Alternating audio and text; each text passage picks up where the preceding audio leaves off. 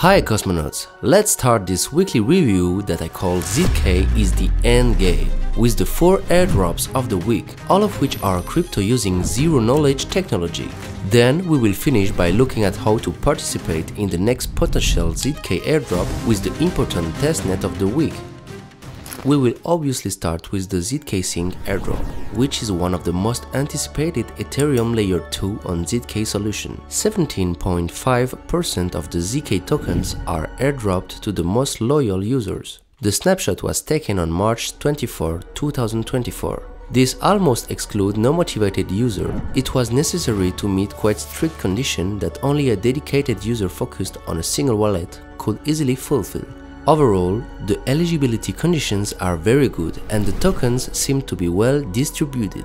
As you can see, for example, you had to interact with 10 applications or trade 10 ERC20 tokens. Meeting these conditions earns you points, to which they had multiplayer based on TVL and loyalty. It's hard to do better in terms of eligibility conditions.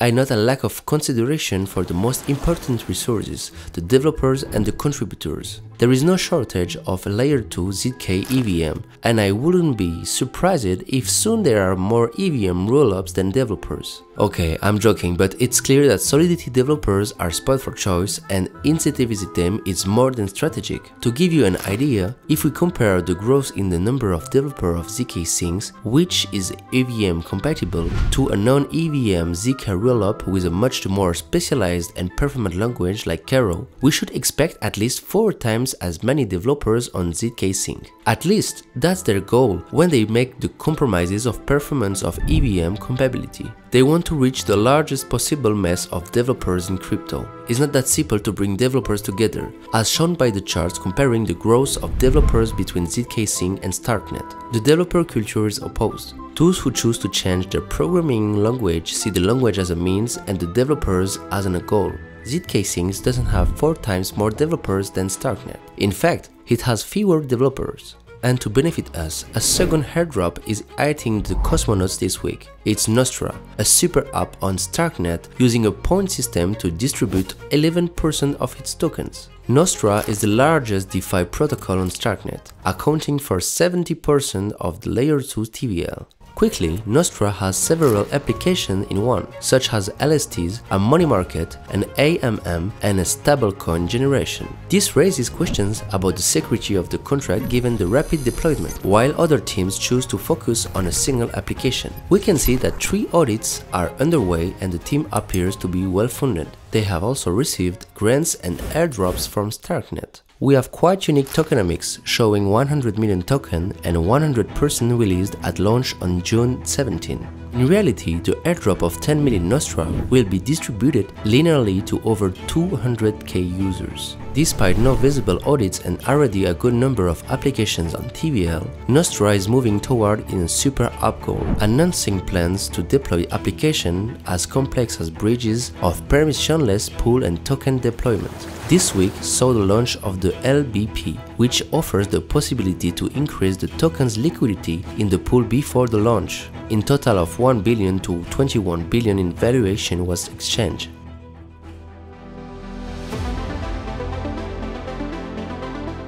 This week, another Starknet application also has a good news to share. First, Ekubo, the largest ZK DEX on Starknet, airdropped its user a few weeks ago. You can check your eligibility if you haven't already. As part of this airdrop, Ekubo offered 1/3 of all its tokens to users. Another 1/3 can be obtained through their new feature, automated DCA. However, a bug occurred and the DAO voted to modify the code. This emergency organization by the Ekubo holders will be rewarded with a portion of Starknet obtained in the treasury. Think of it as a second airdrop for Ekubo's best users. As a reminder, Ekubo and Nostra are 2 of the protocols you can use to take an advantage of the ongoing DeFi spring. And it's always worth mentioning that this application might be a part of the future of Bitcoin blockchain DeFi, so stay until the end of the video to understand why.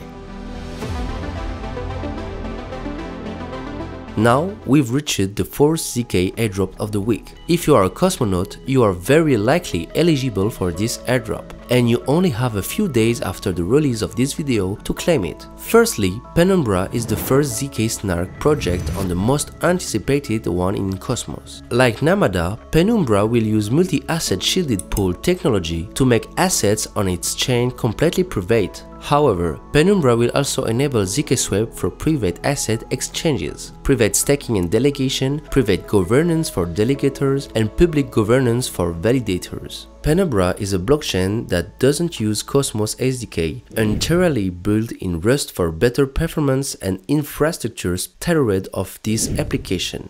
Penumbra is the perfect example of what we want to see in a Cosmos app chain, an infrastructure entirely dedicated to a specific application. Otherwise, developers might as well build their application on layer 2 that can already support a wide range of applications. Having a specific app chain implies a deficit in terms of use cases, which is why it's important to be able to connect to other app chains via IBC. Penumbra has not only taken the necessary steps to use IBC but also to make IBC transfer private. Penumbra has also created what is now considered the endgame of user interaction with the blockchain, integrated into wallets and ultralight nodes to verify ZK proofs without intermediaries, allowing synchronization directly with the blockchain. This endgame has become more accessible with the introduction of Celestia DAS, which significantly reduced the cost of off-chain proof verification. This enables integration into wallet natively. When you add ZK accounts to the mix, it raises questions about the relevance of settlement layers like Ethereum for proof verification. Though that's a topic for another discussion. There are other aspects that bring Penumbra closer to the ZK endgame, such as the fact that all transactions on Penumbra are actually micro rollups that contain only the data of the transaction. This gives us the ability for the same person to verify their own interactions, enabling a self-verifying personal rollup. However, you must not lose proof of this state change and eventually prove them to the Penumbra chain,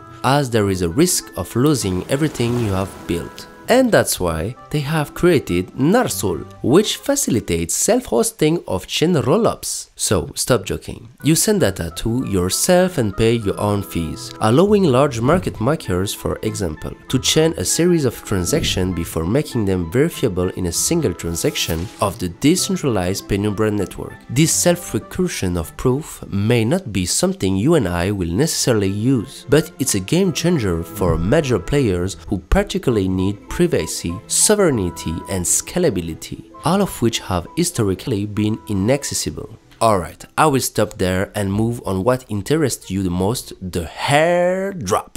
Penumbra announced its airdrop this week targeting 160,000 Cosmos addresses. They specifically aimed at active users who have made deposits and withdrawals from a centralized exchange, market makers on the DeFi hub Osmosis, user of DYDX, membrane of stablecoin CDP, as well as other of NFT Bad Kids and Celestine. We don't have more information on the tokenomics yet, but I will include the link in the description if these details are released before the video goes live. This week, we also have some great news for Bitcoin, which will soon have the ability to verify zkSTARK proof with its miners directly on the layer 1. Starkware's goal is to be enable the verification of the Starknet layer 2 on Bitcoin. Timeline for this is still uncertain, but it's already possible on the Bitcoin testnet Catnet, where OPCat has been added, necessary to integrate a verifier for zkSTARK, considered today's state of the art in ZK proof. I won't delve into further details as we're preparing a comprehensive video on this complex and historic integration. However, as we can see, Starkware is moving forward swiftly, even though the mainnet integration is estimated to be 6 months after OPCat returns to the Bitcoin cohort. For those of you who are more technically inclined, I encourage you to participate in the testnet. An Explorer and Faucet are already available. As for the wallet, follow the steps outlined in this GitHub repository. You will find a link in the description.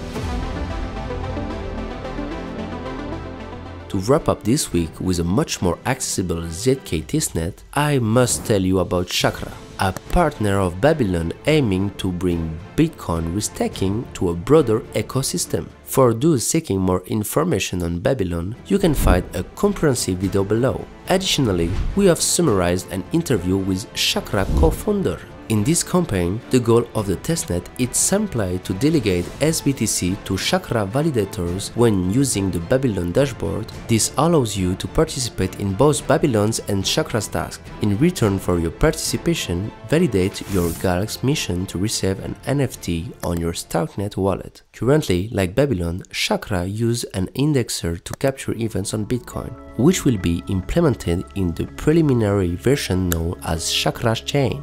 The ultimate version of the Chakra protocol will utilize the zero-knowledge proofs to capture events on Bitcoin and enhance its security.